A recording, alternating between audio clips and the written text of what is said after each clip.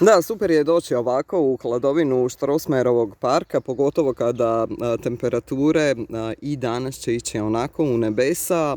Vjerujem da i vi ste negdje u svojim dvorištima pripremili nešto malo vode u nekakvim posudicama kako bi i ptičicama, pčelicama, mačkama i možda psima lutalicama pripremili nešto malo vode kako bi i oni preživjeli ove vrućine. Osim toga, i ova ekipa koja je ovdje u parku me čekala na klupici, isto je nešto jako dobro pripremila za sve u biti životinje s područja našega grada, posebno, odnosno naglasak na pse i mačke. Tko će mi krenuti, tko će mi pojasniti o čemu je riječ? Ja. Marko, izvoli. Hvala vam puno.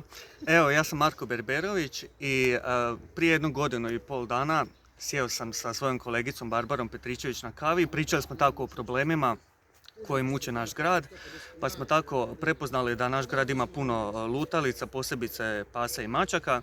Pogotovo mačaka. Jako puno mačaka ima tamo oko Špara i Vijenca Kardinala. I svi ih hranimo kad izlazimo iz tih trgovina. Svi hrane i naravno sve ih ima više i više. Da. I onda smo odlučili da trebamo ne samo prepoznati problem, nego ga trebamo i nekako riješiti. Tako da smo odlučili pratiti malo te europske natječaje i pronašli smo europske snage solidarnosti i prijavili smo natječaj zajedno sa našim prijateljima Livijom Markulinčić, Martom Đajom i još je s nama tu i Ivona Duvnjak i Hana Lelas. I evo, danas smo tu da predstavimo naš projekt koji smo nazvali Život životinja i trebamo li još nešto reći za uvod? I to je to, idemo dalje. Marta, lijepo je vidjeti da ponovo se nešto jako dobro radi u našem gradu, da slažem se, kao što je i Marko rekao, jako puno imamo mačaka koje svaki puta osvanu u nekakvoj kutiji i traže udomljavanje, oni ljudi koji su ih pronašli. Da, staćemo na kraj tome, zar ne? Da, ovako, generalno udomljavanje je zaista neka dobra i lijepa praksa i drago mi je vidjeti da se ljudi ponekad odlučuju udomiti životinju, ali problem se mora rješavati u korijenu i dakle ne možemo imati non stop situaciju rasta broja napuštenih životinja, to stvarno nikud ne vodi i postaje sve gore. Ja sam baš imala konkretnu situaciju u svom nekom osobnom krugu. Naši susjedi su imali jako puno mačaka. Ja sam mogla prebrojati 12, ne znam da li ih je bilo još i više. I super, ja jako volim mačke, drago mi je bilo da su tu, ali doslovno mi se mačka omacila kod mene. Ja sam morala uzeti kao tu malu mačku. Tad sam počela razmišljati da li ljudi koji imaju toliki broj životinja uopće razumiju problematiku. Da li mi je jasno da 12 možda neki broj gdje treba stati. Nije to problem samo Đakova, problem je i nekakvih tih prigradskih zapravo naselja i manjih mjesta okolo. Pisak je jako velik problem, jako puno pasa, napuštenih sam tamo već pronalazila, rješavala im smještaje i tako dalje. Tako da me zapravo drago bilo kad me Marko zvao i ostatak ekipe stvarno super ulažu u određene napore već dosta dugo u rješavanju tog problema, a ovim smo baš htjeli doskočiti konkretno, došli smo u veterinarsku stanicu, rekli evo to je taj iznos koji možemo dati od projekta i omogućili zapravo besplatne zahvate na životinjama koje ljudi dovedu do 3 po jednoj osobi, jel tako? Da ponovi? Do 3 životinje može dovesti jedna osoba. Aha, kužim. Isto tako, evo Marta, Marko i Livija Markulinčić. Livija, naravno da je ovo hvale vrijedan projekt, naravno da će to pomoći svim onim našim sugrađanima koji uvijek fali im baš taj iznos da bi u biti napravili kastraciju. Ovim projektom je omogućeno u biti svima s područja našeg grada. Da, grada i prigradskih naselja, znači uključujući okolna sela. I za pse i mačke. Da.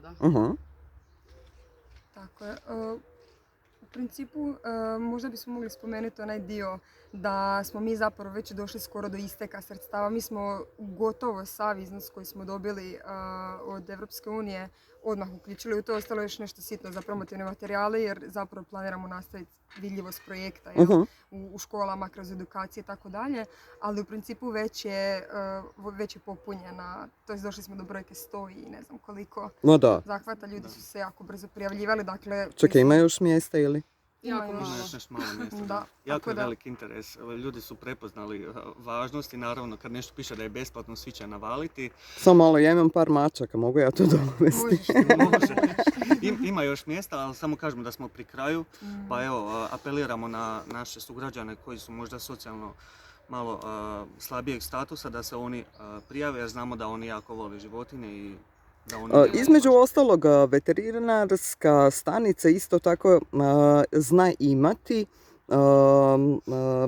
povoljnije cijene za kastraciju mačaka, pasa, ovo ono. Ovaj projekt je jako brzo potrošen, nazovimo to. Možda nekakvi budući sponzori, nastavak ovoga. Marko, ćeš ti? Pa, mi se nadamo da ćemo uspjeti mi ćemo naravno provoditi ovaj projekt dokle mi imamo financijskih sredstava, a naš je plan, ako projekt bude uspješan, a uspješan je, ako Definitivno je jesmo u 2 uspješan. tjedna potrošili 5.000 eura, onda bi mi predstavili rezultate ovog projekta i gradu Đakovu i ako su zainteresirani i ostale općine okolo grada, kako bi oni nastavili financirati ovaj projekt, a mi ćemo kako bi skupili možda i neke sponzore ili možda neke donacije da samostalno nastavimo projekt. Mi ćemo biti na Arla Festu 12.8. ćemo imati štand pa će se ljudi moći upoznati s našim projektom dalje. Ali naravno dobrodošli sponzori koji bi možda potaknuli između ostalog ovaj projekt. Ekipa, hvala vam što radite dobre stvari za u biti sve one pse mačke koji su lutalice i onda automatski nekakav je odboj, neću udomiti zato što ovo, zato što ono.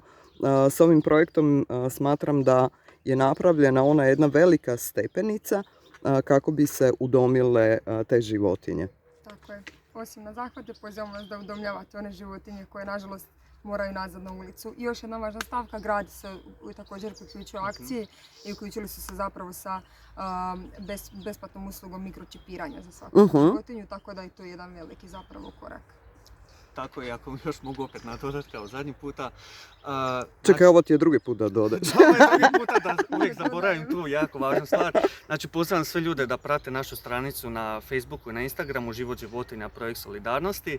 I naravno, jako važno za istaknuti da je ovaj projekt u potpunosti financiran sredstvima Europske unije iz Fonda Europskih snaga solidarnosti.